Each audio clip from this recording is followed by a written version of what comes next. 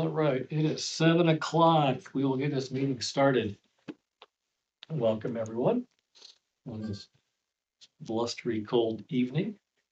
Today is Tuesday, January 14th, 2025 at 7 p.m. We'll call this Bristol Town Council work session to order.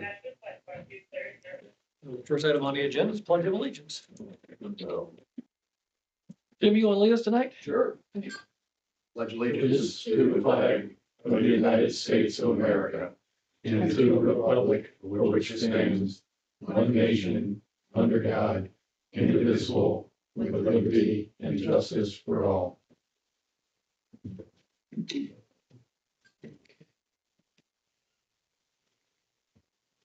Roll call, start to my left. Doug Smith. Here. Greg Tuholsky. Here. And Jeff Beachy is here. Absent for council are Dean Renfro and Kathy Burke. Off to my left, Town Marshal Steve Freeman. Here. Clerk Treasurer Kathy Antonelli. Present. Town Manager Mike Yoder. Present. Fire Chief Nick Cantz. And I believe we have legal counsel Alex Bowman online. No, he is not. He is not. Okay, so I assume he'll get here I'll eventually. get here eventually. He's probably snowbound between his office chair and his desk. Probably. Okay, everybody had a chance to review the agenda? Yes. Any changes or corrections? Nope. Okay, agenda will stand as published. So we'll get right into reports. And this evening I have a special guest. Chris Garner. Welcome.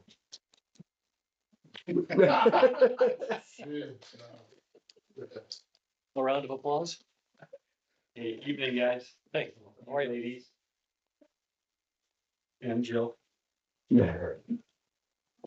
No, I wanted to take a minute. We have come in last January and just give you an update and thank you guys for letting us use space in town hall, but really give you an update on what the hub has been up to. When we came last year, we had roughly been public with an expanded vision for really how I describe it as the kind of a community transformation. How do we connect really our businesses, our churches, our community families with resources and need together? And we're 9 months in last year, still kind of learning. Over that next year, so during 2024, we again served about 700 families.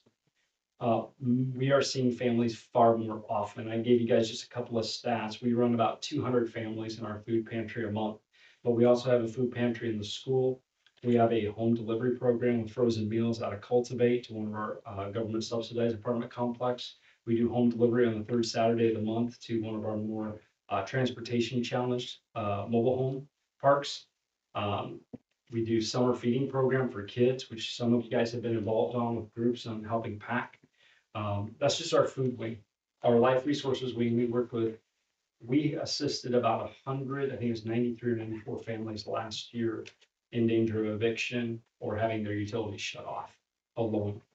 And those aren't the families that we've helped direct other places on where to go, and are working with developing more life skills. We're looking at some jobs for life stuff and trying to partner with our companies to how we develop more trainable, hireable skills to hopefully retain people longer term in our community. The longer term residents tends to build a better community with sustainability.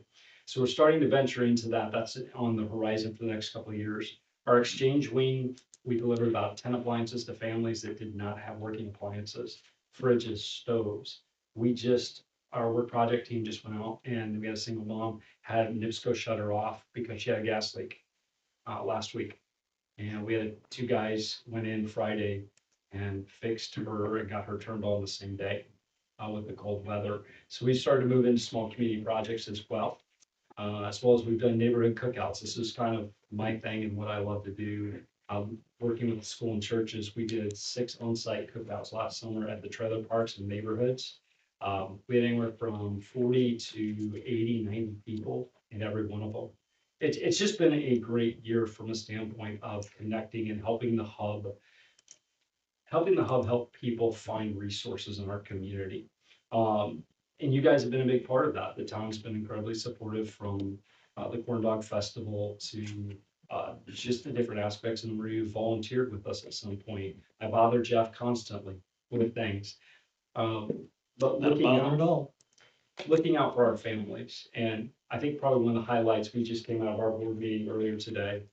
We're seeing more families that we help come back and say, how can I give back? And so we're starting to see them volunteer. We're starting to see them want to do other things. And we're working in hand right now with the school to develop some things around parenting and families to really get behind and support the school. So it has been an incredible second year for us, and you guys have been a big part of that and what you do and publicizing us, promoting us, but also giving us space to meet with families here and run our board meetings here as well. So I just can't thank you guys enough. Do you guys have any questions about what we do? We're always looking to bring you guys in more often with us to help serve or drive through one of our trailer parks in the dead of winter when it's 2 degrees and deliver food. Never asked me, but sure. Okay, Saturday morning, Okay, this Saturday morning, gotcha, 9 a.m. gotcha. Okay.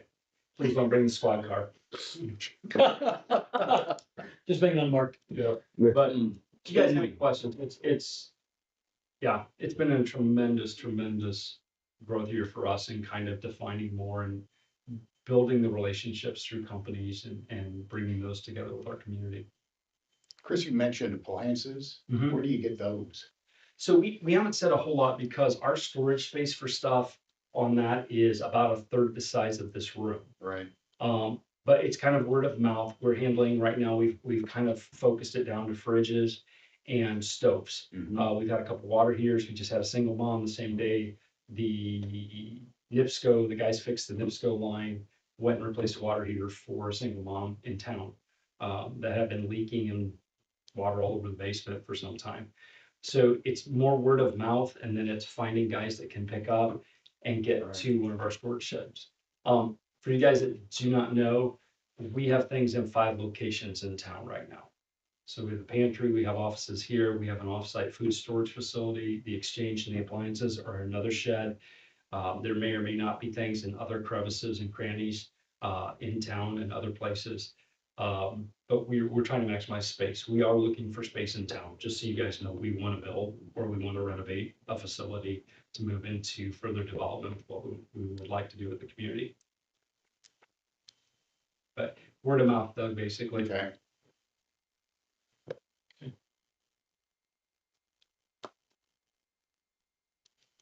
We still need to get that snow blower to you too. I know. So, but thank you, and we really appreciate Officer Preem, has been a presence, an active presence coming by, and his officers to check in and be a part of our community leaders meeting. We do probably 8-9 times a year. You guys may not even know that, but Nick or Jimmy, our police, ADAC, our school, and our town leaders and us get together and talk about how do we work together better to help deal with some of the issues and find solutions to our community. So. What else do you need from us? What are your immediate needs? Finances are gonna be a challenge this year. I will say this, we already know coming that giving is down substantially at Christmas from where it has been for most nonprofits. We're always slow out of the gate first quarter.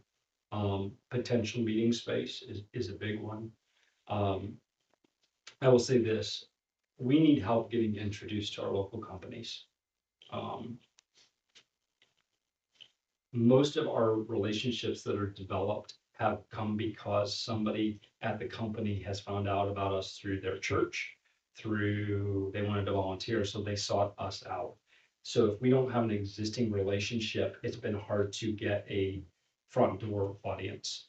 And then it's up to us to kind of start to connect the dots on what the company wants to do. Do they have a vision for philanthropic give back? Do they want to volunteer?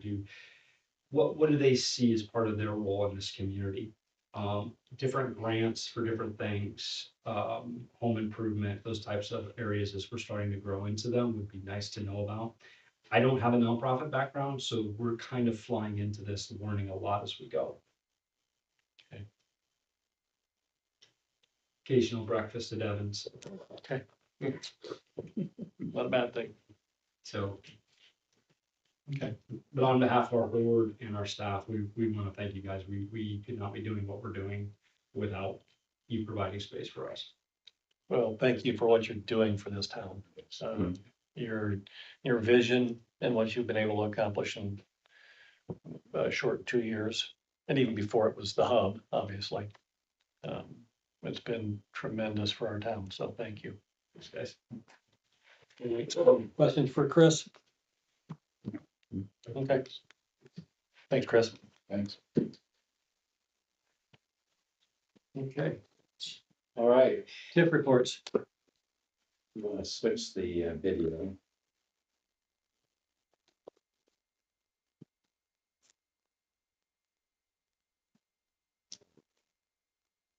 Okay, so a couple, maybe three topics are woven into one. It all has to do with the somewhat limited resources we have in TIF districts this year and the number of different projects that we have happening at the same time. So we'll talk tonight a little bit about sole property purchase, the right of way that we need for the business route expansion. Begin talking about what it means to relocate our street department. And then there's a question about Rail Park, TIF and Seahawk. So to begin with sole property, as we talked about before, it looks like the county, I don't think there's any doubt we need to widen this bridge. In fact, I received a call from a Bristol resident today. He said, you know, you've got all that open space out there. Why don't you widen the bridge? And I was able to say, well, I just started that conversation with the county last year.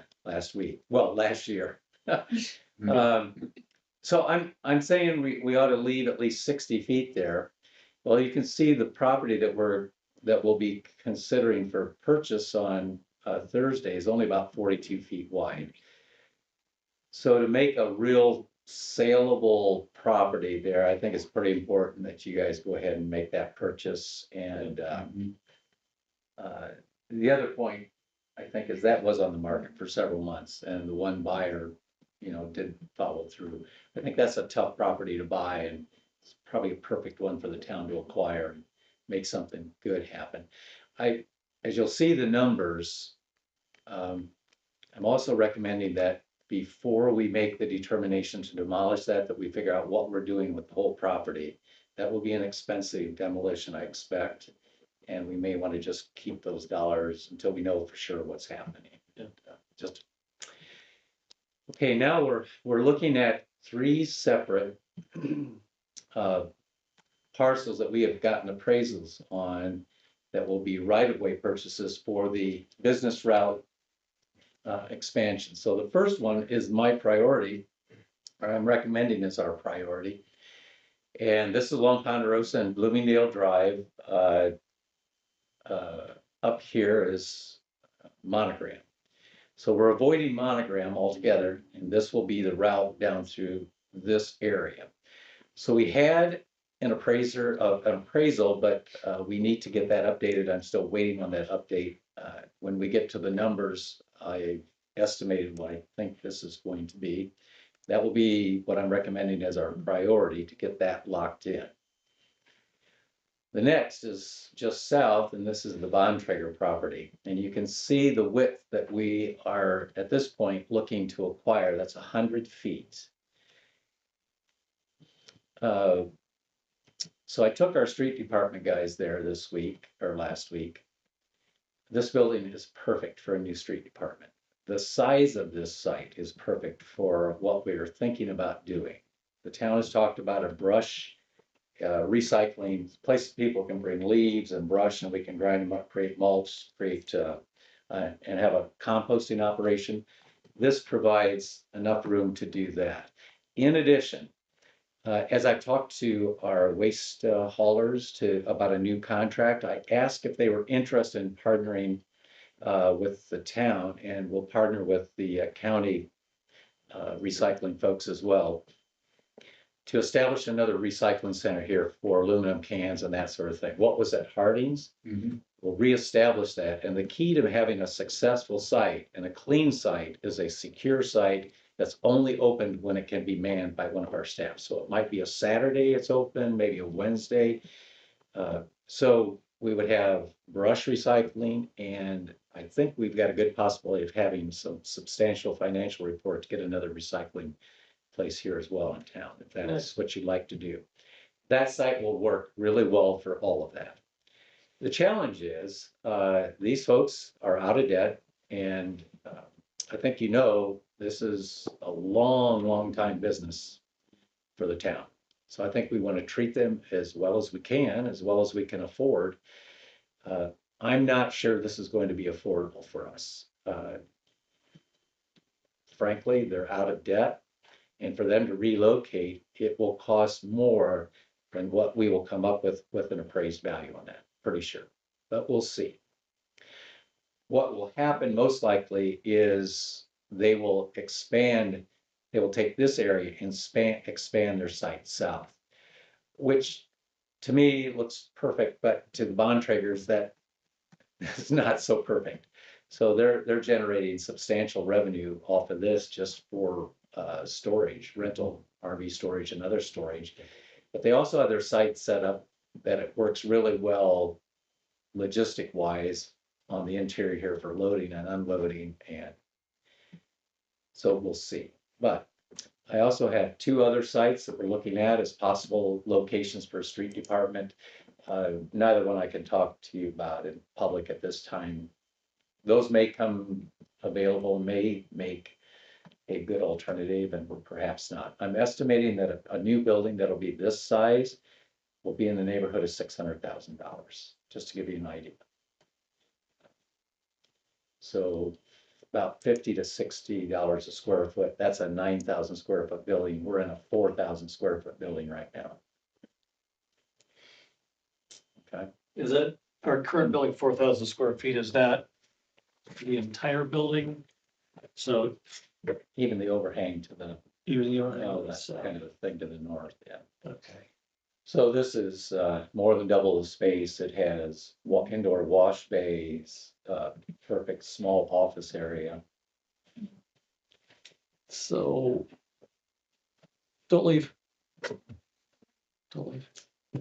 Stick around for a couple minutes. So this just, I as think I we're, know where you're going, but go ahead. so as we're talking about this relocation, we obviously have a 4,000 square foot building that we have right now that we occupy. That isn't really set up for an office. I mean, there's an office in there, but Could be renovated. it could be renovated pretty easily. And the north end could be closed in.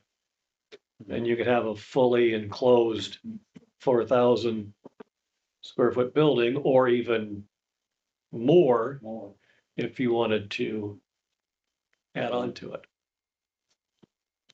Possibility. You're wanting to move the fire department? Yeah, yeah, that's it. He's, Yeah, it's worth. Oh, that's not the right one. Well, anyways, doesn't make any difference. It's a good idea. Another site that I'm looking at would have a similar possibility on that new site. So I'm just not sure if they're ready to sell yet or not, but we could actually combine both operations and then sell the old facility to the neighbors who've been asking. That's what I'm wondering, if just adding to, like, if we have to put up a new building, adding that much more of a footprint isn't. I'm not thinking for us. Well, I know, but I mean, like, if they could operate out of part of the building, if we just made the building bigger. Yeah. So, But it's a good possibility, transfer or just leasing or whatever, our current site to the hub. yeah. Yeah. So what would your thoughts be on that, Chris? You know where the street department's at. Oh, I do, Yeah. I do. I'd have to, I'm a visual, so I want to look at it. See it. Parking growth is probably my biggest Yeah. with it. Can we No. easily do short end 20? Can we do 40 cars there? Can we, No. when we run bigger events, like we'll have 100 cars, 150 cars backed up in the line. Now, it doesn't mean we can't do them on another site, because you're already doing multiplicity of things. But if we're not turning down anything right now, we need to look at all options. Yeah. We really do. We appreciate you thinking of us like that. We really do. Yeah. And it may not be the right location, or it might not be the right facility for you, but it was just something that kind of popped into my head as we were talking about Well, that. it's intriguing. Mhm. Yeah. Yeah. I think it's just another piece of these puzzles that we have, puzzle pieces that need to come together in Yeah. some way. And so in this case, we've got three things working. First of all, we need the right of way for the business route, plus we need a location for a street department, and we've got a need for the hub, find a larger spot. Yeah. This is priority number two. I would really love to have an idea of what we're doing with the street department. At least by summer, if we can. Midsummer, Summer. Yeah. The other challenge for us is we need to find storage space. Because we've got a whole bunch of new streetlights coming. And we've got to find a storage space for the new ones, but also the old ones that'll be pulled out next year as well. Yeah. And this building would provide that, but they won't be out in time, so it's another challenge. So I'm looking at other buildings for storage. Okay. So that 9,000 square foot building, how long would that be big enough for the street department? As I we would had equipment, like, guess. to keep everything inside, I mean, to pay a premium for it, to move another business, to have something that we're gonna be spending more money on in 5 years. I And think it that would houses the last building. us for quite, it's got some age on it, but it's well maintained, steel building, and well, I would think it'd take us a while to outgrow this. And if we did, we can build some cold storage, cheap storage for equipment or something, to the south. Okay. Okay, the third spot is down at the Horizon Transport, or Hoosier Transport. This is State Road 15 over here. There's County Road no, wait a minute, maybe I've got this upside down. No, this is right, yeah.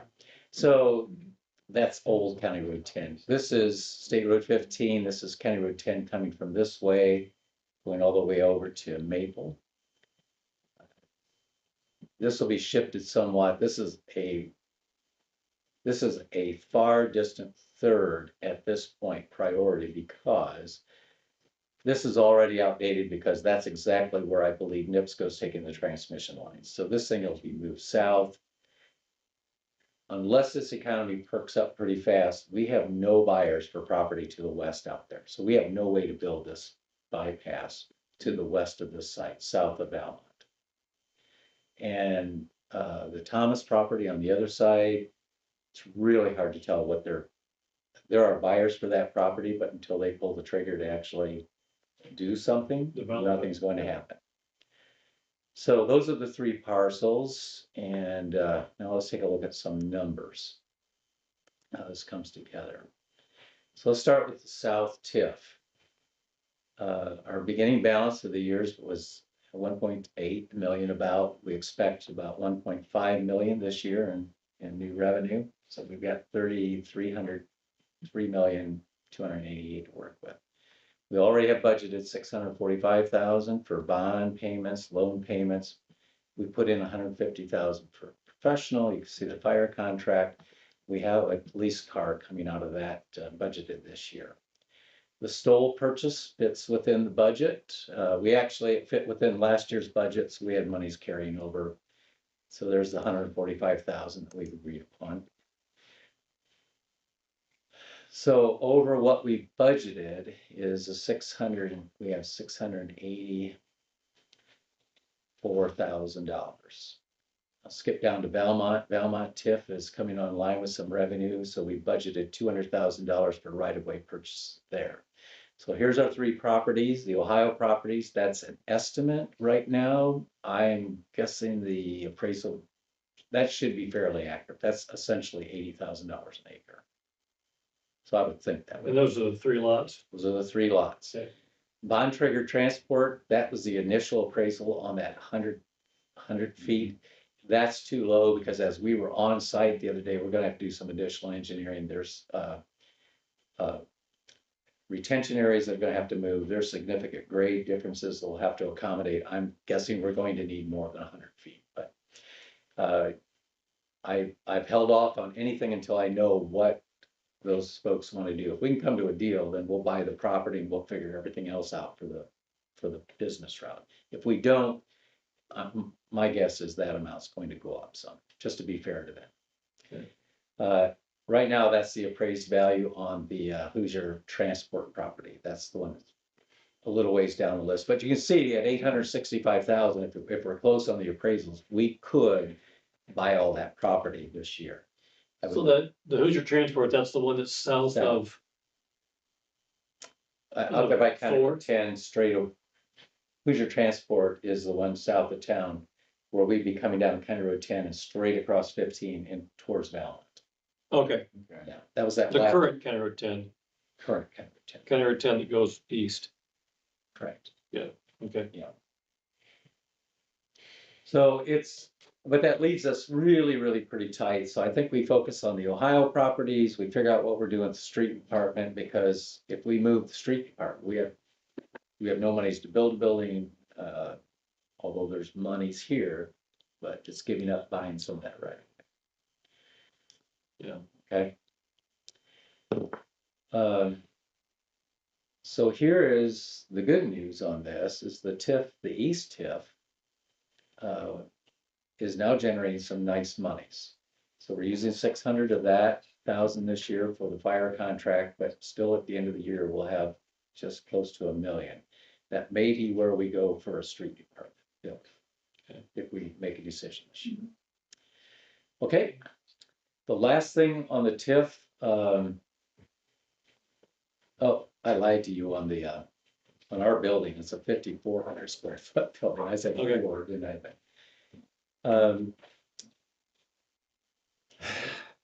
I hope you remember, but when we created the Seahawk bond situation, they wanted to include some of the undeveloped properties, like where Great Lakes is at and Smith Ready Mix. Those were not ready to be developed, and so they could not include those properties to be included in the Seahawk bond area for that TIF increment to be used towards paying off the bond. Pete Leatherman asked if we would consider adding those at a later date, and our commitment was we would consider it. Okay, and that was based on Baker Tilly's recommendation and our esteemed attorney's recommendation. He is watching. He is online by now. Okay, So Pete has asked. So it's up to us. We determined, Scott Frizzell suggested that the best way, and Baker Tilly also agreed to this, the best way to do this is every year we take a look at what monies came in and just appropriate an amount of money to the Seahawk TIF to be used to pay down the bond.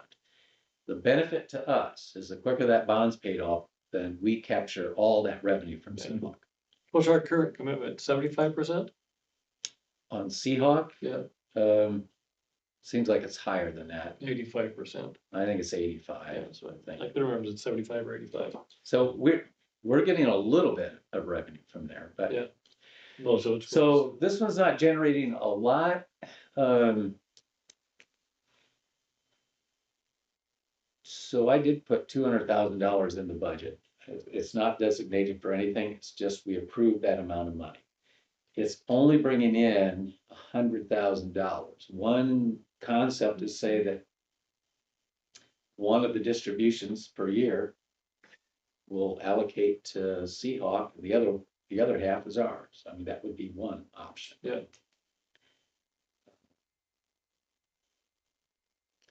So it would be like 50, I don't know, 56, 57,000, something like that. Yeah. Okay, So that will be a decision to make. Okay. So any questions? Am I on target with our priorities on how we're spending that? Anything else you want to spend money on that we don't have? I mean, that better change. no, I think that's, I mean, my opinion is that's pretty good, It keeps us pretty good on, list. it keeps us slowly on track. Yeah. It points again to the need for a tax rate for our fire services. Yeah. I mean, this is somehow we're gonna have to figure that out eventually. Yeah,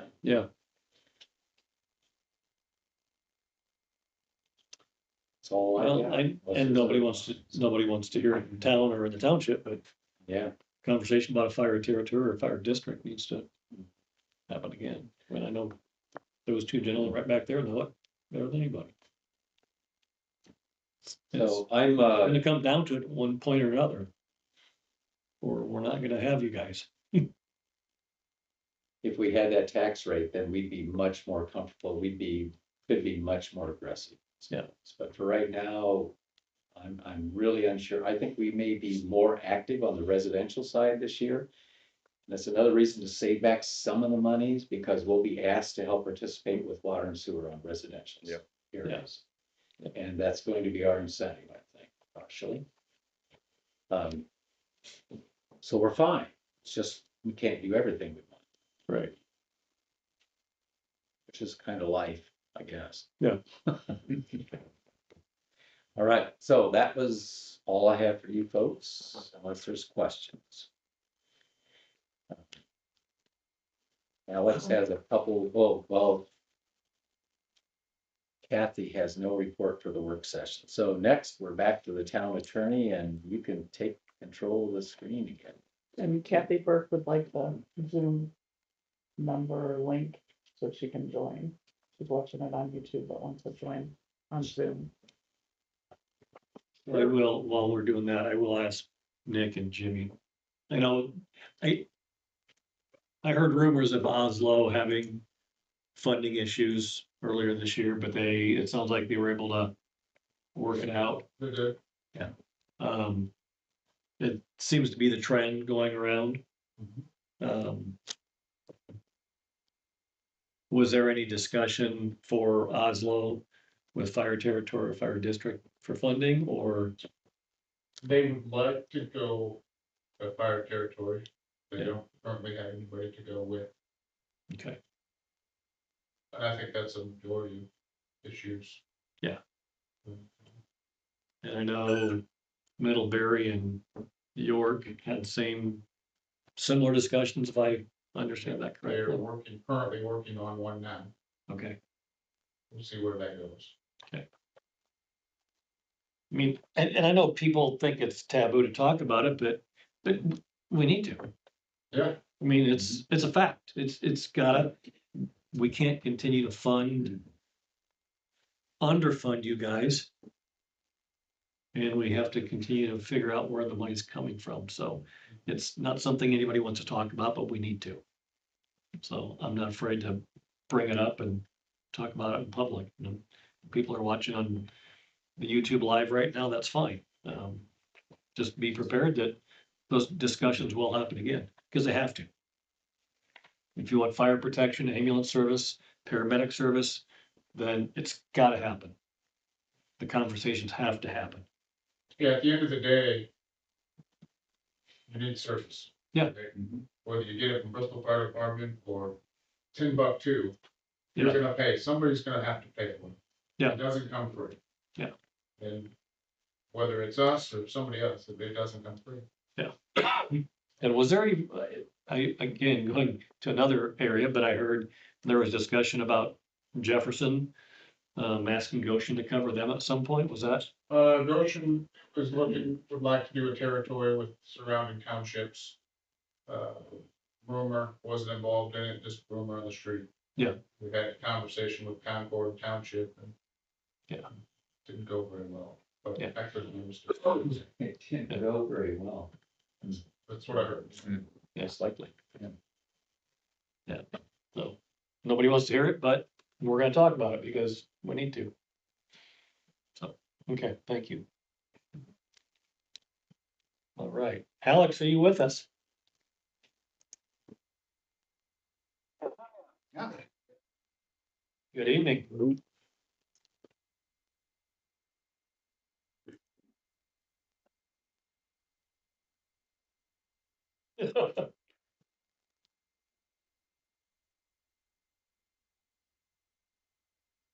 No problem.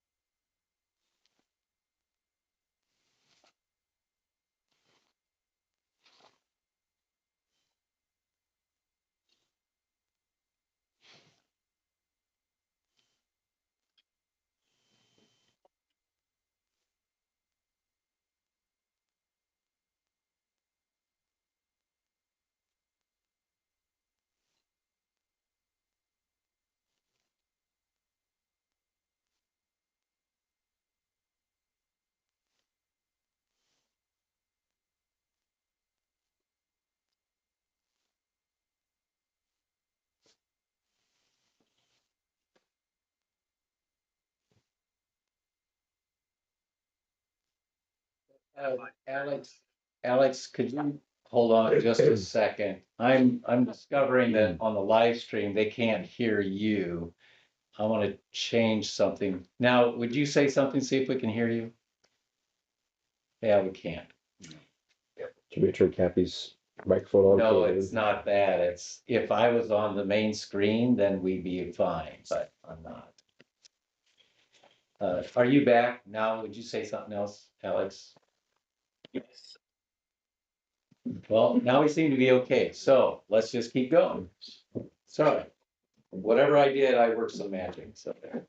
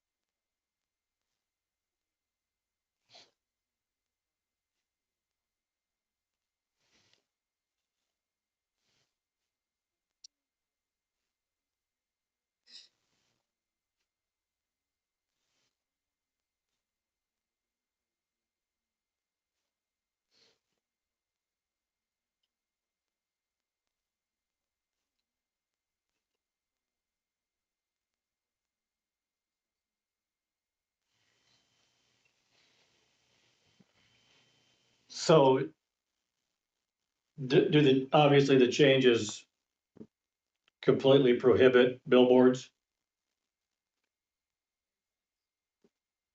Okay. And how do we, what does that do with regard to First Amendment?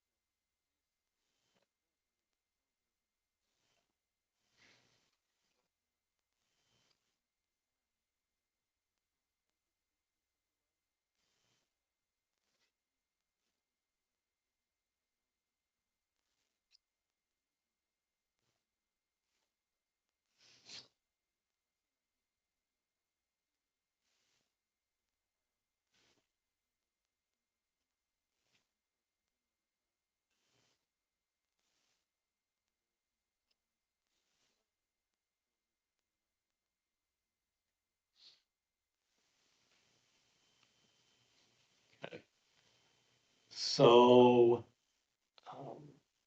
trying to think through an example of what that would look like. So you could,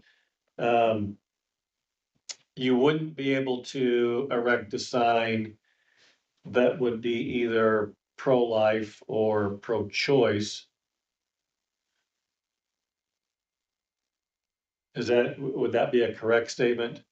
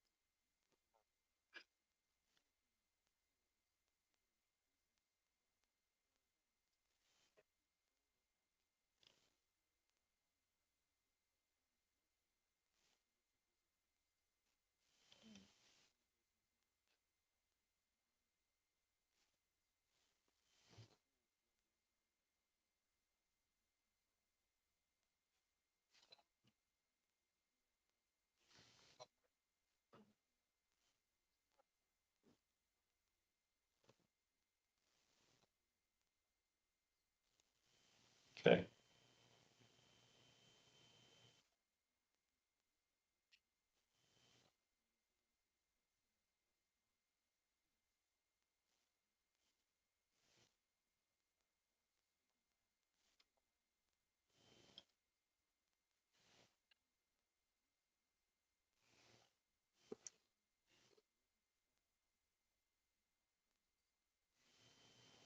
okay,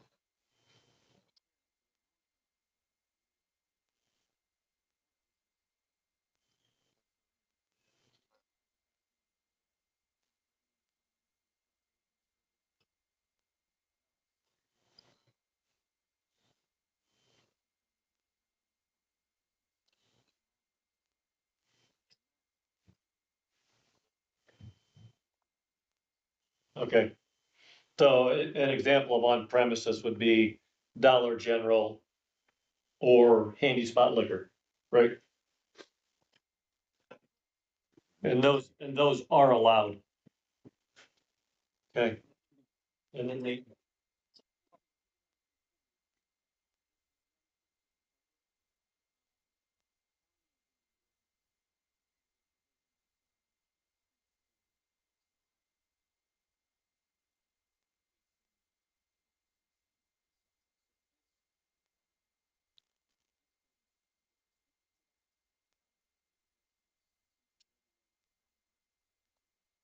yeah. So if we fast forward to the um overlay that we're looking at, then we could dictate if the county says an on-premises sign can only be, cannot be larger than 200 square feet, we could, in our overlay, say, yeah, that's fine, but our regulation is, our ordinance is that it can't be larger than 100 square feet, correct?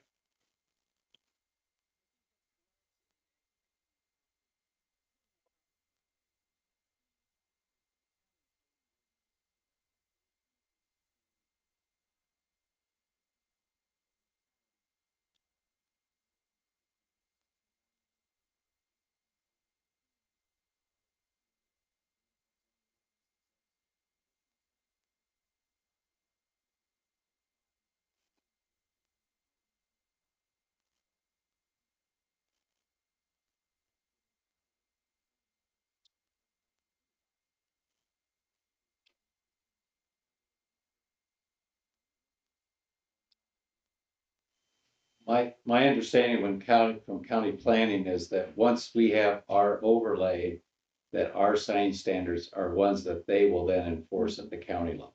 So we move from county to just our locality. Okay.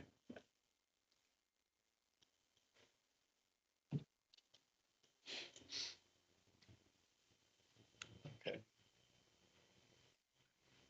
And as far as the ordinance goes, once if we adopt these changes, is that for all existing, or is that, does it go, is it just from that point forward?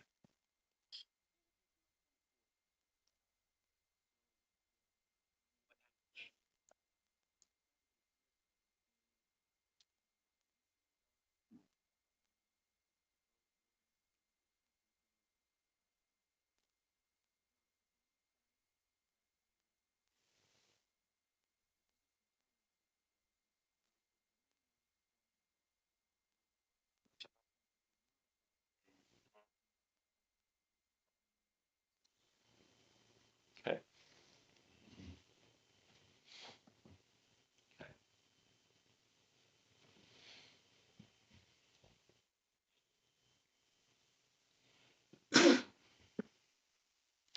So what is our next step here then?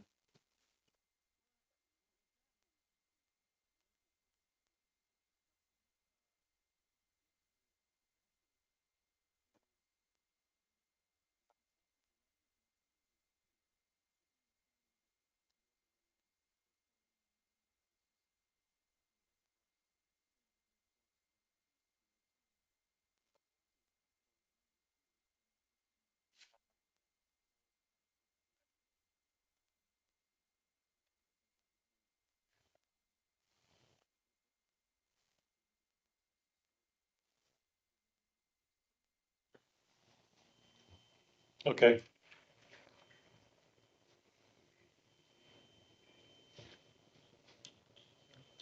Anybody have thoughts, questions? Alex has a question in 152.25 setback requirements. You've got a question, how far?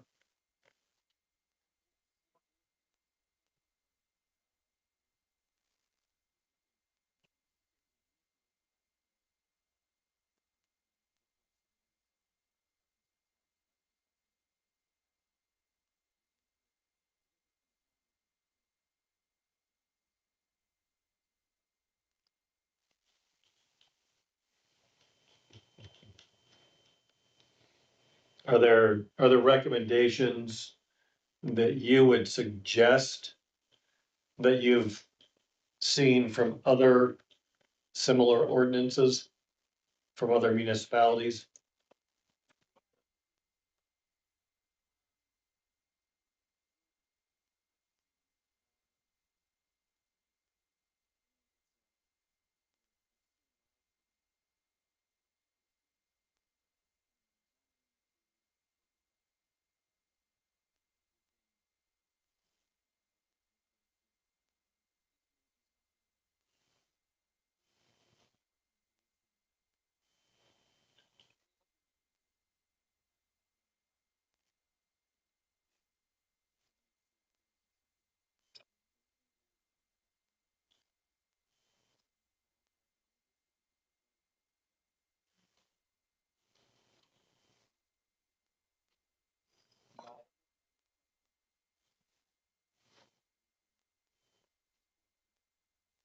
So my only concern would be sight distance if this is near a drive. So you pull up, you've got a sign there, then you can't see. Yeah, So line of sight. need enough line of sight Yeah. setback to not impede. There's certainly some standards that are there. So yeah, that we'll figure that out. Okay.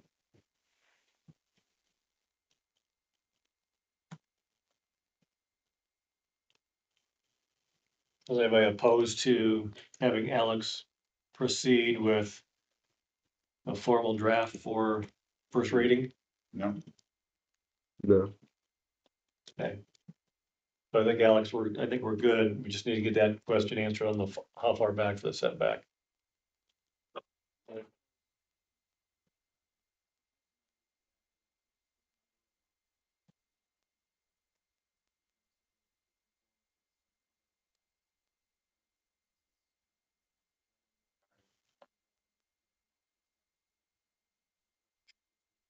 Okay. Sounds good. Hey, Alex, for just a second, since this is a work session, if you don't mind, I'd like to try a little different setup. Can you share your screen, Alex? Next. Yeah. And then we'll switch back to there to me, if Alex can share his screen. How are we doing that? All right, Yeah, you'll go back to me there. Let's see if he's successful. Looks like it. Okay, yeah, switch. But can you hear it? Yeah, we will. Just give me a second. Okay, so we're switched back.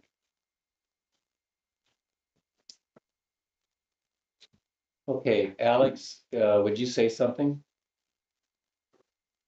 You need to turn those speakers up now.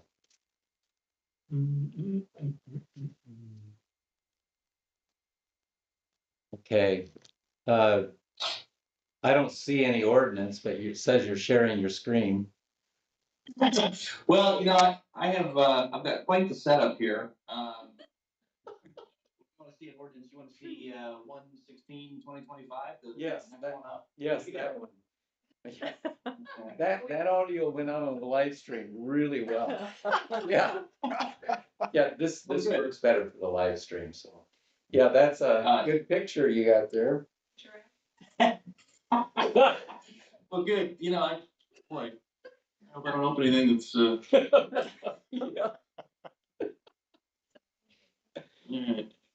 Give me just a moment here. That's okay, it's a work session, we'll know better next time. yeah, Cause this will enable everybody to hear Alex this better. Okay.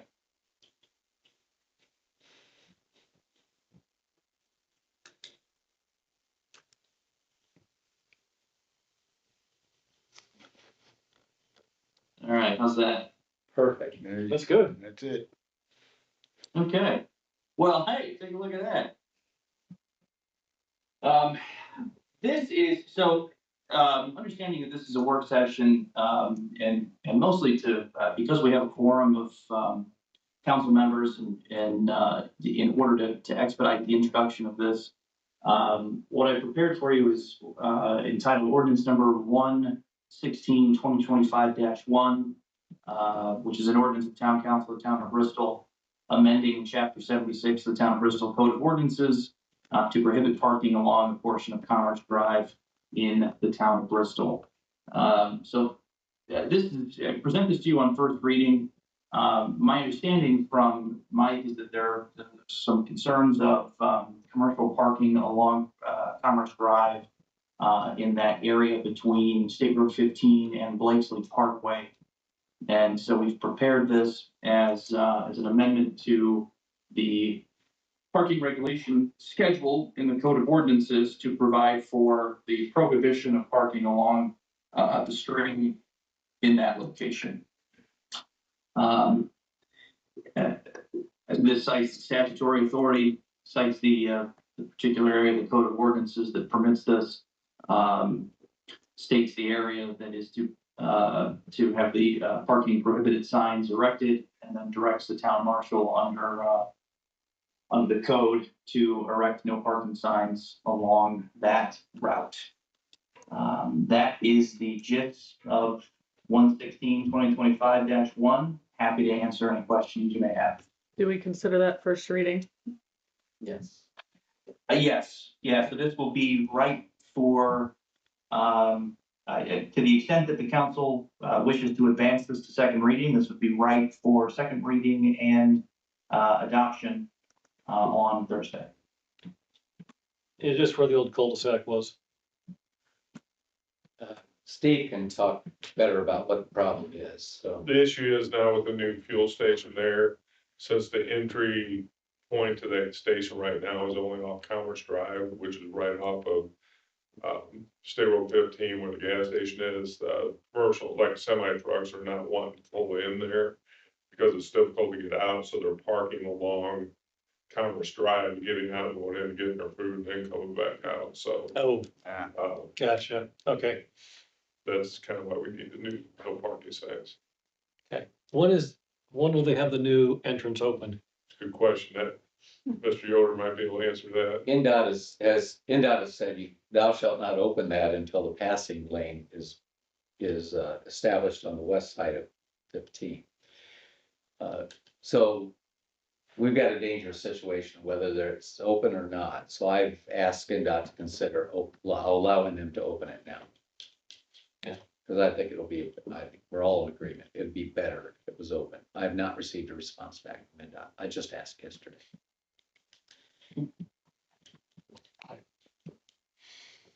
All right, so is there a motion to advance on first reading? No parking ordinance 1-16-2025-1. I'll make that motion. I'll second. Okay, there's a motion by Greg, second by Doug, open for discussion.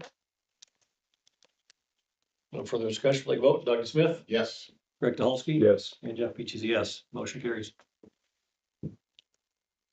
Thank you, council. So we will have that, we'll have that ready for second reading on Thursday. I think the one point that I'll make on it is, to make sure, in section 3 there that I have accurately described, the area that we want to enact the prohibition, to make sure I've described it appropriately. And so to the extent that it is, it'll be ready for adoption. Okay, Other than that, I don't have anything for you. I appreciate the opportunity as always to be with you, even if afar. And we'll remain available to you for anything you need. okay. Thank you, Alex, appreciate it. Okay, now you can go back the other way. Okay.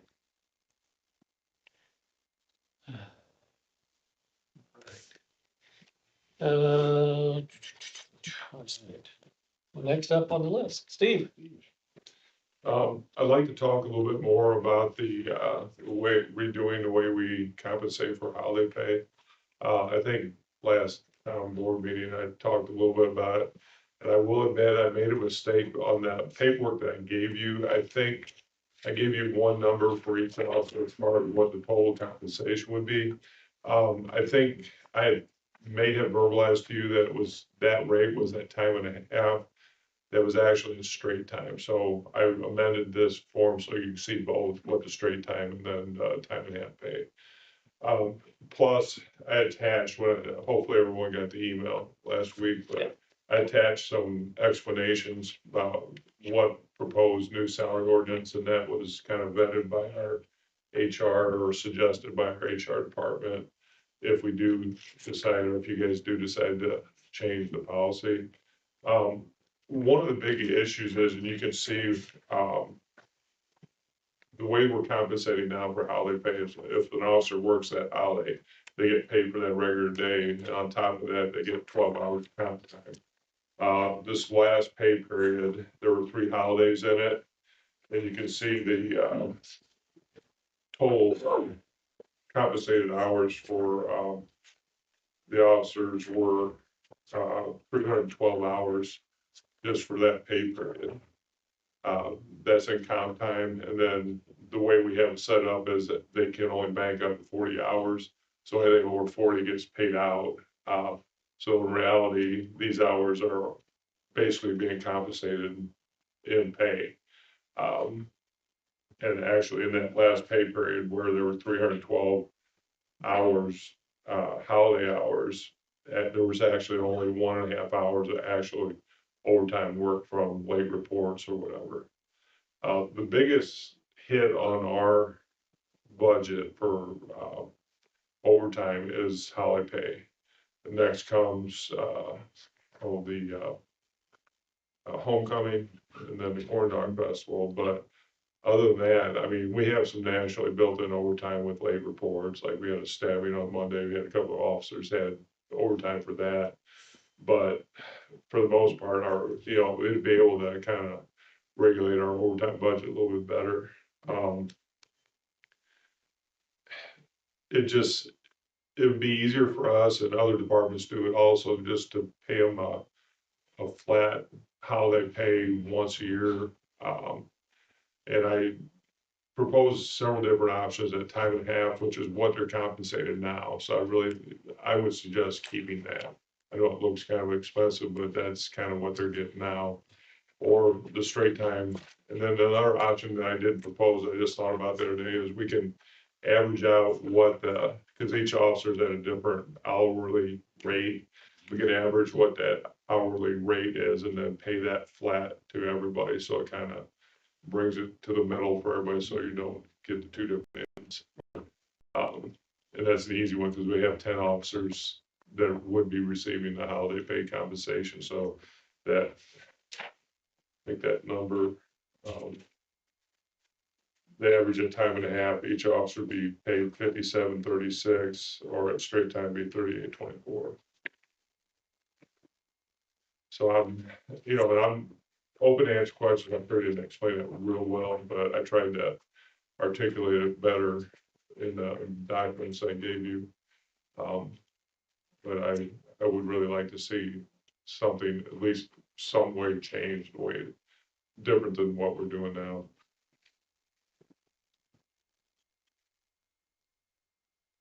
So right now, if we look at, let me look at your sheet here.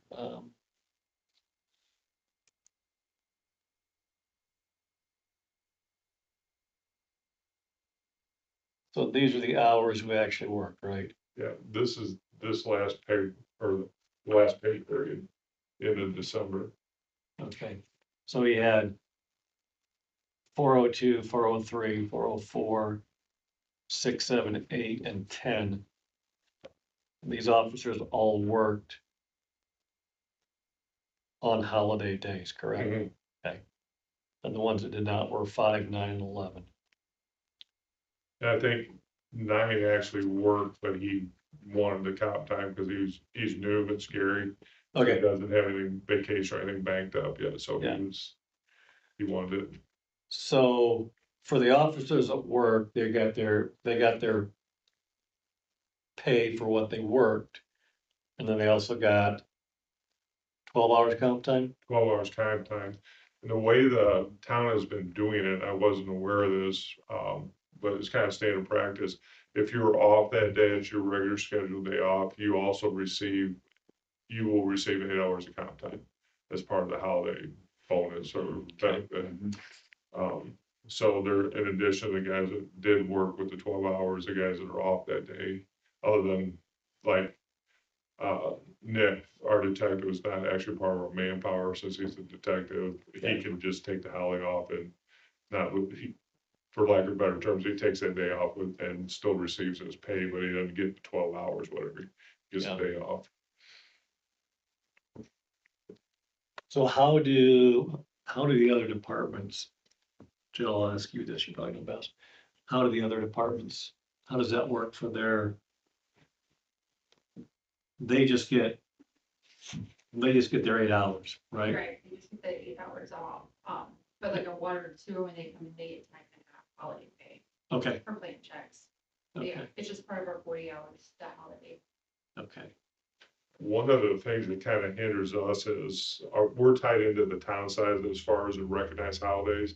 And they moved it, so if any holiday falls on the week, Saturday or Sunday, on the weekends, whatever, they move it to a Monday through Friday. So our guys that are working, shift schedules and weekends. Yeah.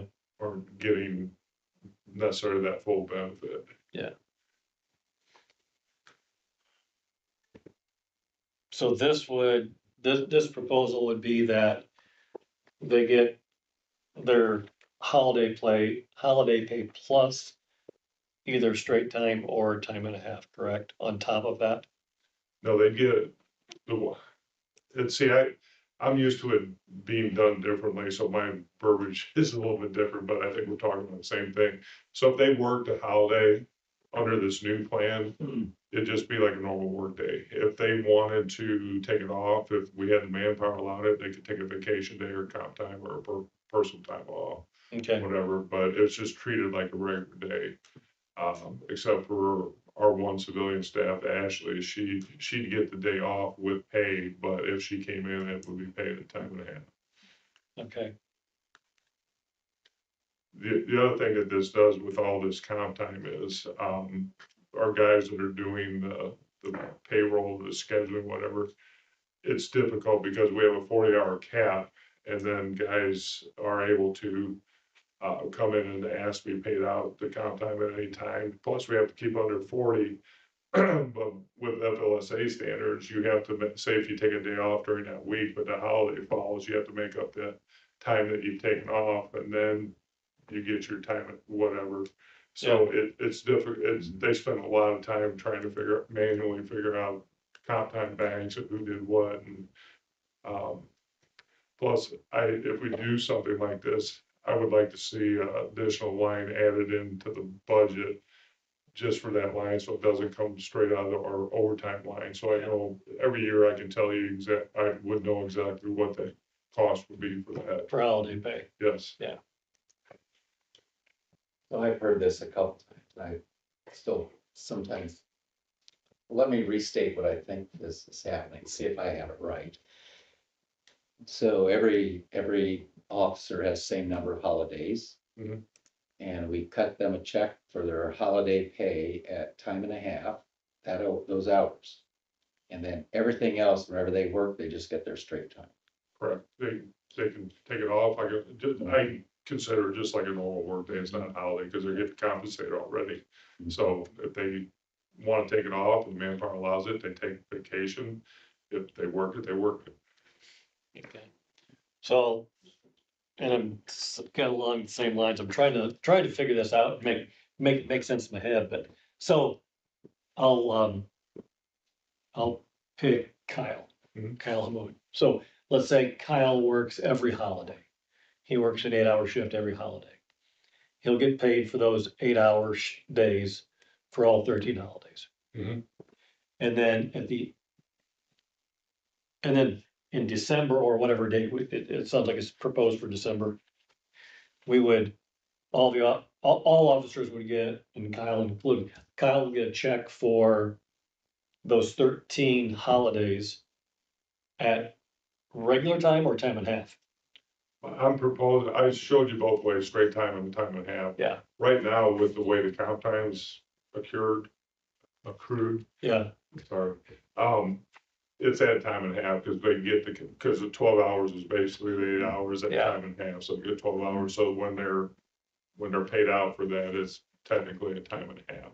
So I really hate that if we do change for them to lose benefit. But what's happening is some of the guys, like you said, Kyle said he worked every one, and then a couple of the guys don't work it, like it's on a regular day off, whatever. Yeah. So they're getting maybe a little bit extra benefit because they're not working it, but they're still getting compensated at the end of the year because everybody's Yeah. gonna be equally compensated for that. Yeah. Steve, even if they got paid straight time in first payroll in December, they would still be getting a better benefit. They'd be getting those 8 hours plus another 8 hours. The 16. yeah, so, yeah, it's that, double time. that's kind of what I'm thinking too, is, so let's say Kyle works all 13 holidays. He'll get his 8 hours for each one of those days he works, Mhm. for the day he works. And then on top of that, he'll also get he'll get one check that he's paid for all 13 holidays again at either straight time or time and a half. Okay, now let's flip that and say, Dustin doesn't work any of the holidays. But at the end of the year, even though he didn't work any one of those 13 days, he will still get a check for those 13 days.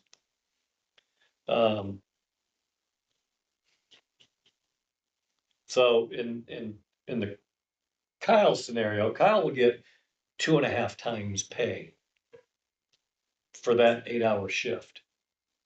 He would get the 8 hours paid that he worked, Mhm. and he would get time and a half for the comp time. Yeah, I think that's, And then Dustin, who didn't work those 13, and again, it's just all hypothetical, because I know Dustin works those holidays, but Dustin didn't work any one of those 13 holidays, but he'll still get a check for time and a half for those 13. yeah, I think that's correct. Yeah. I'm not opposed to that.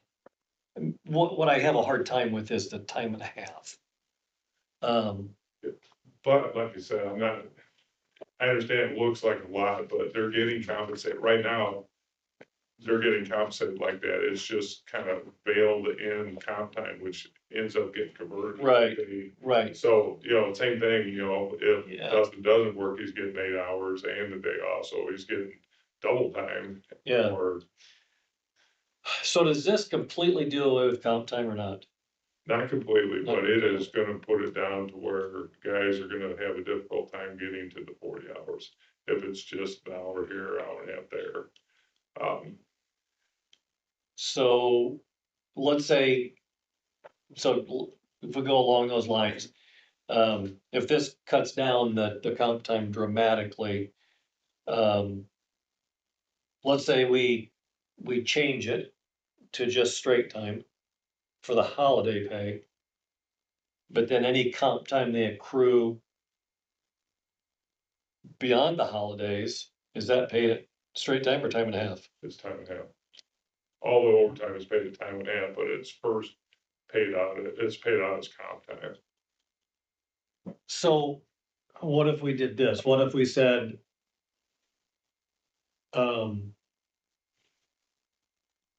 that the holiday pay is paid at straight time? And then any comp time that they accrue over the rest of the year continues with the same time and a half. As long as they physically work 40 hours, it will be at time. Yeah. Cause I'm not trying to be cheap, No, but it's because in reality, even if we pay it straight time, the officers that work a shift during a holiday will get double time. And the officers that don't work will get straight time. Mhm. And then throughout the remainder of the year, it would be what they accrue on comp time, they get their time in half. right. The one change is, and Jill brought this to me at the end of last year, is before, basically, you bank your comp time up to 40 hours, and then our guys that do the payroll, if they hit that 40-hour mark and go beyond, they ended up paying that out. Well, the new procedure we're doing, and apparently it's FLSA standards, whatever, they can come and say, I want to zero out my comp time at any time during the year. We didn't have that, or we weren't doing that option before. So basically, even if they were at 35 hours and they decided, hey, got some bills coming up, I want to Now, what pay would that, 35 and hours then comp we time? end up having to pay that out. It's just, like I said, it's easier for us to manage our budget, or, then the comp time, that's a whole nother issue with scheduling. We're not gonna allow them off for comp time if the schedule won't allow it, but if guy has, we have the room that we're short staffing ourselves too. Yeah. I mean, we'll have manpower, but I always like extra officers on the street when I can. Yeah.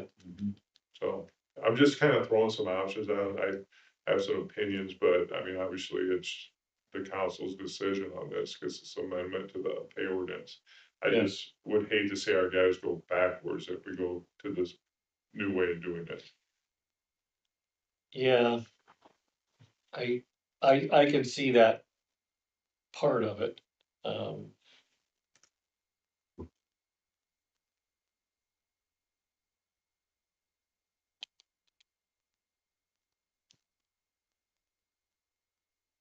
Okay. Doug, any thoughts? Administratively, Steve, is this gonna help? It's gonna help because, like I said, we spend a lot of administrative time messing with this comp time and trying to figure out, cause our time and attendance doesn't necessarily, Dustin has to go in there and figure out who's getting what, and it doesn't automatically figure it out, so we spend an officer that is working on this, that could be out patrolling or doing something else, so there's a cost that's kind of hidden here, administrative the way we do it. Like I said, it'd just be easy budget wise and not having to deal with so much comp time every pay period, whether it's converted over or not, whatever. It would reduce the amount of comp time earned significantly. As you can tell, this last pay period, it was 300 something hours. And that, I think all that, the first box there, that all got paid out, The 224 hours got paid out. yeah. So I just want to make sure, right? Comp time is time they can either take off or pay it out, right? Comp time is basically, you take it off if it's paid in comp time. The thing is, though, it's getting converted over to pay then because of the 40-hour cap, or they have the option now, they can say, I just want it paid out later on. Right, but if you had an officer that actually took the time off throughout the year, he'd be getting those many more that many more days that he could take off. Right, it's Create a scheduling problem. time coming, that we call comp time, but it's time coming, it's time that they've earned, that they worked extra, that they get paid time and a half for, but then they can take it off. Or scheduling added during the year. Right, but this would eliminate the comp time before holidays. Correct. So, I mean, that would just get rid of the scheduling hassle of somebody accruing more days they can take off other times. Most of the guys take it and like, will end up getting paid out. Like when I was here before as a detective, I wanted the time off more than I wanted the pay, so I kept it as comp time. But most of the younger guys, and most of our current guys wanted it paid, so.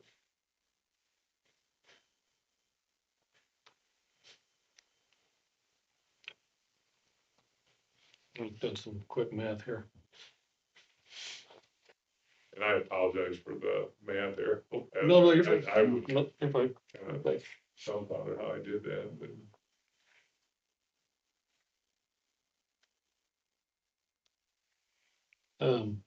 While I'm doing this, Joe, Mike, Kathy, any thoughts on your? I guess, Joe, I'm pointing more towards you, on your opinion on this. Well, I think it's a smart decision going forward, if even for purposes and time, like we just saw.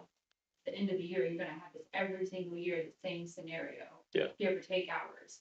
And we have 13 holidays now. I mean, we've increased our holidays over the year, which just gives more time for officers, because they work holidays, it's another day. So I think it's a smart decision, depending on what you guys decide, time and a half or straight time or flat rate. But I think it's smart. If there was no comp time other than the vacation time, just a scenario. So the only comp time that would be accrued would be on folks that are officers that worked on a vacation day. That's it. And all comp time was compensated, turned in for pay. Then at the end of the year, we'd be spending the same amount of money under that scenario as under this scenario. It could really hurt our budget if we paid comp every pay period. Is that what you're saying? I'm just saying, end of the year, what's the budget impact between doing this new versus paying out all the comp that being? Instead of them taking the, About 40 hours, so well, yeah, I know. if we didn't have such a low limit on the comp hours, I mean, it could hurt our budget. So I guess my question, I'm trying to figure out a way to know what the overall budget impact is of making this change. Is it that big of a deal? Is it that many big dollars? If the officers are taking, I think cashing out that's their comp time, Save money going this way. you think we'd save money going this way? And Depending. when I was looking at this, I think there's a little bit more of a cost. Money wise, it's not huge, but because some of the guys are only getting the 8 hours of their comp time, if they're not working the holiday, and the other ones are getting 12, so that they're getting the full benefit of. Yeah. So there is a little bit more of a Little bit more cost, for those but like I said, with the hidden cost of hiring up officers, every 2 weeks of figuring out all this comp, I mean, they spend hours on trying to cipher this through, and so I think it's kind of a wash there, and it's just easier, because it's hitting at different times throughout the year. If I know it's gonna be paid at a flat rate once a year, I can budget that the previous year, I know what it's gonna be, and I assume we can make a different line and ask for appropriation for that line for that year's budget. We try to reach out to other municipalities to get an idea of how they handle it. It didn't seem like we got a lot of feedback on similar municipalities going this route, but we did talk to a few, and they would just do a flat rate, which Steve sort of proposed. However, I don't think that benefit, will be well received because it was usually like $100, $200. It was per holiday. In some departments, it's only if you work that holiday, you would receive it. So I think these two options with straight time and time and a half will be a nice benefit to our, officers compared to a $200 per holiday. Yeah. Now, that would definitely be a budget saving. Yeah. So thoughts on straight time or time and a half? Are we on 2 officers per shift yet? We're getting there. We've got 2 in the academy right now. We've got 1 that's in field training. I would say by middle to late summer, we should be up to full strength manpower wise and everybody. We should be mostly 2 officers per shift. And so that's with the officers, like everyone that's on the list right here is people including academy and everything, or is there? Yeah, that's everybody. That's our full. It doesn't include me because I'm Right. exempt. So all the other 10 officers on the department would be getting that holiday pay. So, I mean, it would be. There'd only be 4 officers per holiday, actually benefiting more than they're already benefiting. If we got 2, that's 6 officers per holiday that are working. You know, and some of the guys, because like the lower seniority guys are working more weekends and our holidays because the town has designated when the houses are, they fall Monday through Friday. So we're losing some of that. Some of the younger guys are losing that benefit because of the way the holidays are scheduled. But, you know, I know they rotate, but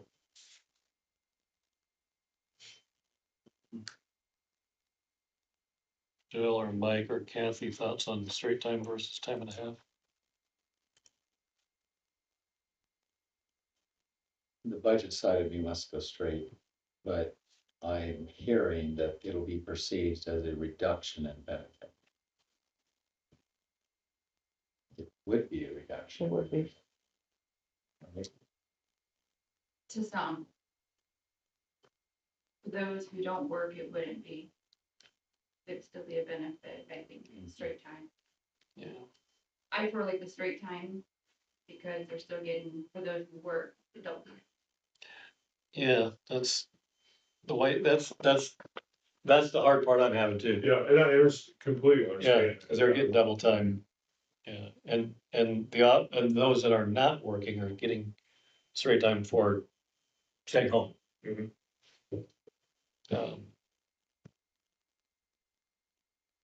I mean, and I don't wanna. And I know the perception would be, well, you're taking a benefit away from us. Let me suggest this, if you do decide to straight time, could we average out, since everybody's at an hourly rate that's different, like it did with the time and a half, could you average out the hourly rate at straight time and then pay that? That way it kind of brings the high and the low together to an average, if you decide on straight time. I would still prefer the time and a half, obviously, but that's Yeah. your decision. Why would you not do it for both? That average. I did, I forget, didn't put it in the numbers, but I've looked at that, I have the figure, I mean, basically it's whatever the total is divided by 10, it's easy to. So you're saying that the straight time, if we did the average, it would be, so your highest paid officer would be Dustin, Yeah, and your lowest would be Vinny and Ambrose and Dibley. like Dustin would be our highest paid, and his, at straight time, it would be 46, 43. If you averaged out everybody's hourly rate, it would be 38.24. So Dustin would be losing quite a bit, going down from time and a half to straight time and then averaging it out. But then the guys on the lower and the newer officers, like, Dibley and Ambrose. Ambrose, his hourly just paid would be $31.99, but then the average would be going up to $38.24. So he gets some benefit, but. So they'd all get the same amount then. Right, I would, Yeah. if you average everything out, everybody gets $38.24. That makes good sense, but would you get pushback from the higher paid guys? Oh, I'm getting pushback already, but I understand why I'm getting pushback, because they're like, well, just leave it the way it is, cause, you know, I'm not losing anything, I'm getting the benefit, but, Yeah, so that's, I mean, I understand all sides of it, I just want you guys to be able to make an informed decision, and, you know, we'll survive any way that you decide to do it. I'm pretty sure everybody will still come to work, so. Well, I mean, it's, I mean, Say something. What's that? Zach, Oh, you can go ahead and talk, Alex. Well, maybe he can. Hang on, Alex, I need to change you to a different speaker. And, now try it. Yep. Yep. yeah. Sorry, I didn't purposely mute you, but it was pretty cool idea.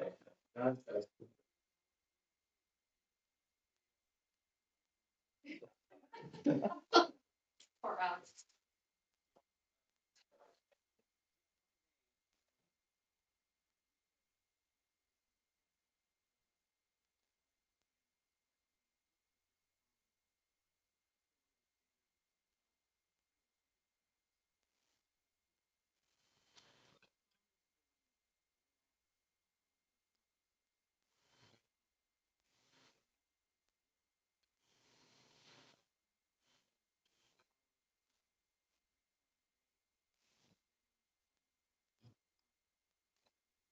Yes. Yes,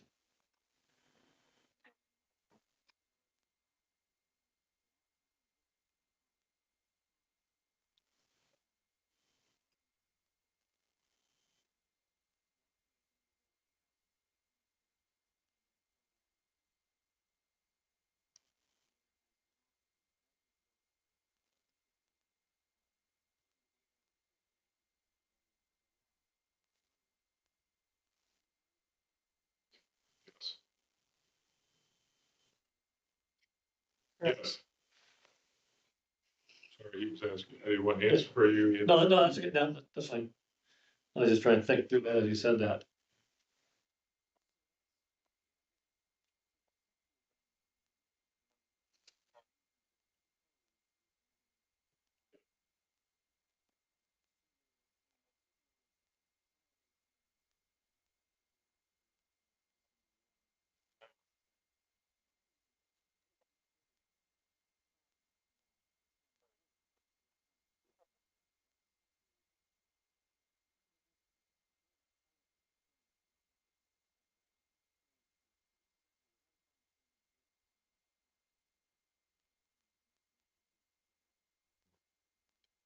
holiday benefit, so to speak.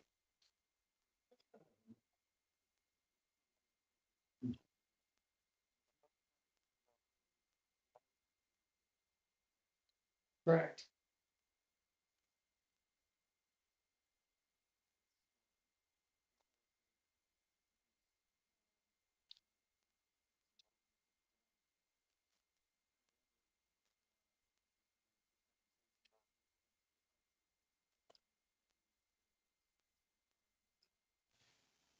So then if I go along those lines that Alex just laid out, again, I'll use Kyle as the example. Kyle works the holiday. He gets his regular 8-hour pay right now. And he gets 12 hours of comp time, in essence, time and a half. Yes, And Dustin, let's say Dustin doesn't work the holiday.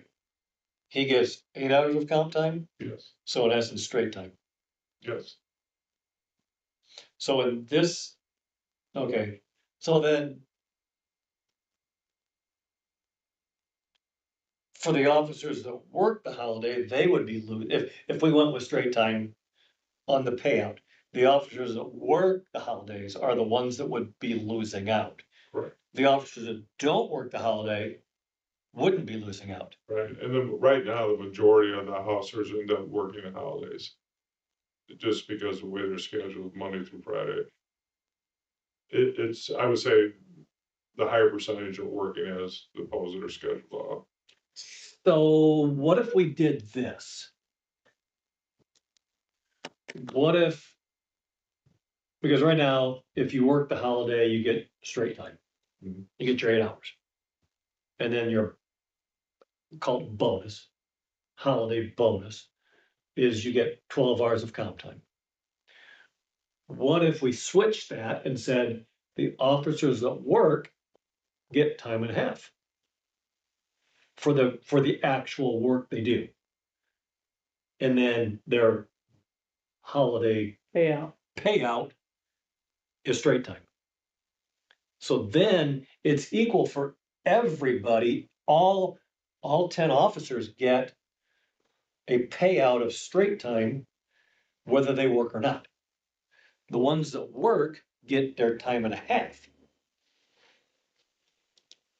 That's a good idea. Then everybody's equal and nobody, and yeah, the ones that, if they're currently getting, well, no, Would that end up costing more than what the time and a half would be than just one flat rate? no, because you're only, in this scenario, if we go with this scenario as it is right now, the holiday payout would be at time and a half. The two options are time and a half or straight time. Mhm. So let's say we go with the time and a half for everybody. Whether you work a shift or not, you're gonna get paid time and a half. So let's say we have 10 officers, but only 6 of them work. Let's average it out. Let's say only 6 of them work the holidays. So 4 officers would get straight time payout. The 6 that worked would get time and a half. So it would almost be, I think it would be a wash, wouldn't it? I'm not real good with numbers, but I think it would almost, I could probably go back and, the yeah, only thing is I can't predict exactly how many officers are gonna work that holiday. right, And it's kind of going back to what we're doing now is we're not, you can't figure out for sure throughout the year how many officers, I mean, yeah, budget wise. yeah, So, and basically you're taking what the comp time is and turning it into just straight, like pay. Instead of compensatory time is what you're suggesting, I'm assuming, because you're trying to take the comp time out of the mix, right? Basically, yeah, yeah. Because it would be the one-time holiday pay, Yeah. it's called December That's 1st. kind of what's happening now because it gets converted pretty much automatically now. Yeah. Anyway, Does that, from an HR standpoint, Jill, is there any issue with going with that scenario of saying, if the holiday is, so our Christmas holiday is what? The 24th and the 25th? Mhm. Okay, so let's say Kyle works the 24th and the 25th both. He works 8-hour shift. You would have to adjust his pay for those 2 days to time and a half Mhm. for actual hours worked, Which would be paid or comp, paid. we could do that. So the time worked would be paid. And then what we now consider comp time would be replaced with the holiday pay. That would still be admin work for Dustin to do that, so it sort of defeats the purpose of what we were trying to do, but I get why you're presenting it that way. yeah, you're trying to give benefit to the officer that's actually working a holiday. Yeah. Not just. Yeah, not just across the board, everybody gets it. And then that way it doesn't take away the benefit for those that actually work, only for those that don't work. Yeah. Mhm. And I get it, they would, well, I was getting paid time and a half before. You're right, but you're still getting, think of it this way, you're still getting 8 hours of pay for staying home. Okay. Yeah, So your proposal is, like, you're still talking about the one-time holiday pay, but it's at Oh, yeah. straight time? yeah, And anybody who works gets time and a half. for the day they actually, for the actual work time. So it wouldn't roll over into their comp bucket, Right, it'd they just should be be, paid out that payroll. almost be taking away would be getting, It would only be for those 13 days of holiday time. Yeah. Then if they accrue other comp time during the year, then that would still, they could accrue that. And then they could pay that out at 40 hours, 35, whatever our new rules are for comp time payout. Would you like for, at least try to come up with some wording on that to present Thursday, this time Thursday night? So you guys can look at it. Yeah, if we can, I mean, are you guys, or am I just off base here and you guys think it should, I think that's the fairest, but I mean, like Jill said, it's the unexpected overtime that they're trying to get past, that the admin time's still there, but I mean, what you're saying, I like the idea of, personally, because it rewards the people that work, kind of keeps everything the same, just eliminates the option of comp time, which everybody's converting, but like Gary would have just got pay instead of 36 hours of comp time. Now he can take off whatever he needs to, creating a scheduling problem. Yeah. But yeah, I mean, as far as you said, I mean, fiscally, I think makes the most sense, but Yeah. it's just the admin time, like, I understand that part too, Mhm. but That might hurt your overtime budget a little bit more too. Not that, that's a deal breaker, I'm just saying. No, it's, so I think it'll impact will it well, impact the you'd be overtime? paying time and a half, for basically like we're doing now for anybody that's working holidays. So every pay period that has a holiday, like this last one had 3 paid holidays, you get, say you had 8 officers working 3 paid holidays at time and a half, that's, you know, what, 24 hours times 8 times time and a half, that's what you'd be paid out that pay period. So for example, if you look that last pay period, we paid out 224 hours, take that by your median wage, $38. That's what we would just paid out. Well, maybe those hours would be reduced a little bit, it's the 8 hours plus 12, but to give you an idea, that's just 3 holidays. Yeah. It would be nice for us just administrative wise to just look at it as, okay, we're gonna, your holiday compensation is going to be, we're gonna pay you 1 check at whatever this rate, whatever it is. And that way, treat the holidays, you work the holidays, but your benefit for that holiday is you're getting this 1 check. It's just not on that day, but it is during that year. Yeah. And some guys are gonna get more benefit because they didn't work as many as some of the other guys do, but then the next year, the way, could be different. It just, Yeah. the schedule changes, but we could keep the holidays kind of stay the same. Yeah. I mean, if we look at this scenario.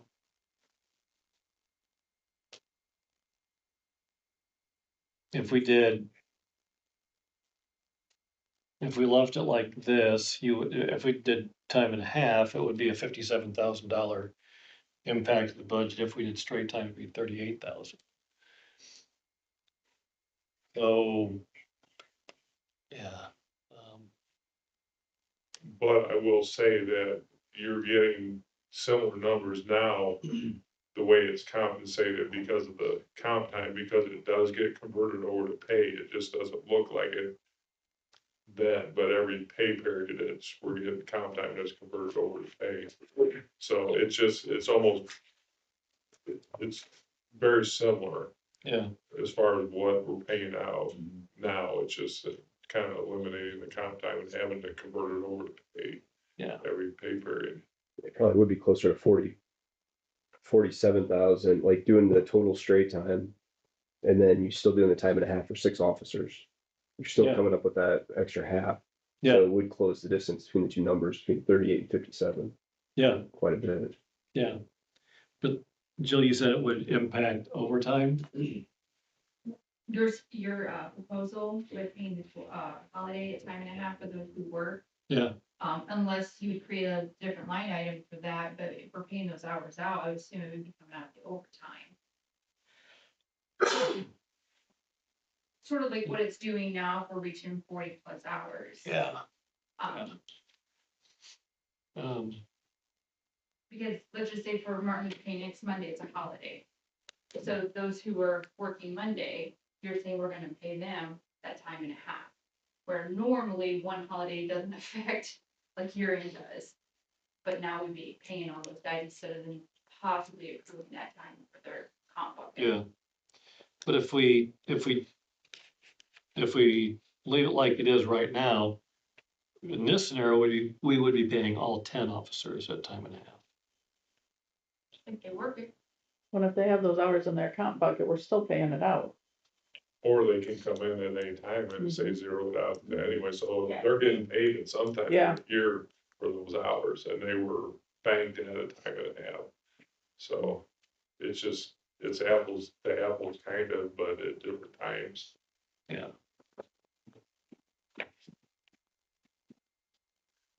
It's a lot, I know, The more we talk, the more confused I get. yeah. Yeah. Sleep on I like the idea of the straight holiday time and then paying somebody to work the actual holiday. That's an added benefit. They're not with their families. They're giving to their job. They should get a little bit extra bonus for that.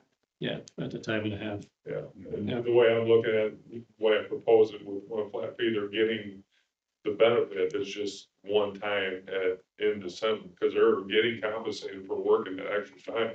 Mhm. Everybody is. Yeah. So it's just, I think the biggest benefit to that is the guys that don't work it are gonna get compensated like the guys that did work it. I think that's the extra step with that one. But the guys that are working it, instead of saying, well, we're gonna pay a flat rate for the holiday pay, and then if you do work it, you get paid time and a half. It's kind of the same thing, but you just, instead of paying it once a year, you're paying it on that holiday pay period. The way I see it, and maybe I'm. Yeah.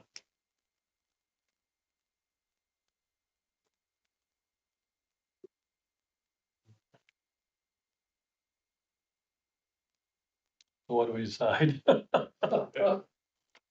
mean, There's a lot I've more. been expecting an answer tonight or whatever. I want to be able to present it to you, and I would like to have a discussion with the board about, how we can do it, so Yeah, everybody's comfortable with it. Yeah.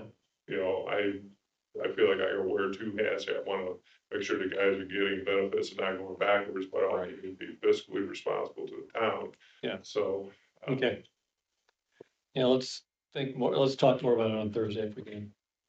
Sure. Okay, The other side of it is, I mean, even at straight time, like the amount of money that the salaries have risen in the last 2 years. yeah, The difference between the two numbers is like almost inconsequential at that point, like. yeah, The salary rise has been pretty substantial. yeah, yeah. And I think the other, and you're right, I'm glad you brought that up, Greg, because we have increased salaries quite a bit Absolutely. over the last 18 months, 2 years. And our commitment to the guys and to you is that we want to continue that. We don't want that, I know, we did that about 5 years ago, but it kind of fell off and we didn't do a whole lot. But now we're back on track. I think we just need to keep that. Yeah. Keep on track with what we started and just continue to keep the salaries competitive with the market. So. Okay. Let's talk more on Thursday then. I Okay. appreciate guys listening to it. Oh, absolutely. I'm not trying to, we're just trying to work it out so it works good for everyone. Yeah. And obviously some of you guys have different opinion what works well for everyone means, but, Yeah. I think everybody's trying to be reasonable about it. Okay. Anything else? I think that's good. Okay. Appreciate it. Absolutely. All right.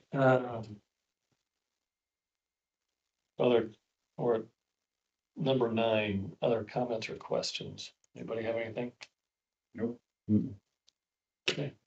Not, is there a motion to adjourn? I'll make a motion to adjourn. I'll second. Okay, motion by Greg, second by Doug, all in favor?